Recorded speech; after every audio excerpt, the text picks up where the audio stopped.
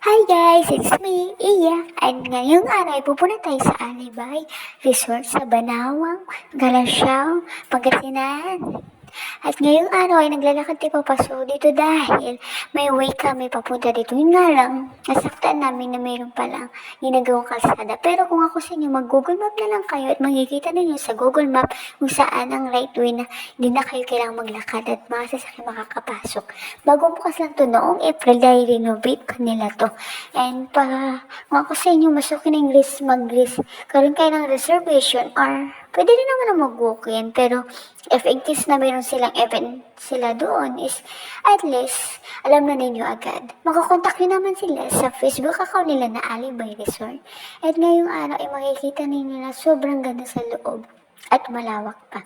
May overnight stay sila dito for 15 to 20 packs. And mayroon silang event hall kung sakaling gusto nyo magkaroon ng event dito, pwede na pwede po.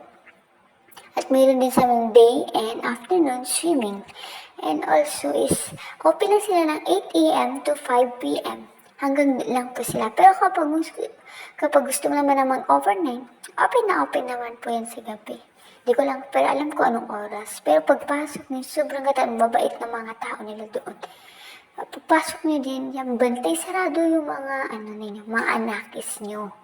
Siyempre, kapag may mga bata, malilikot, tapos minsan di na mabantayan. Mayroon naman taga-bantay po doon ng mga lifeguard na babantay nila at sisigurado nilang ligtas sila. And, yan, makikita nyo sa second floor is malawak po dyan. Pwede kayo mag-event dyan, magpa-picture, yan, mga ganun pong ganda po kasi. Ang Instagrammable. Yan po, mga swimming pool po nila. May pangbata na 2 pool at mayroong isa pool para sa adult.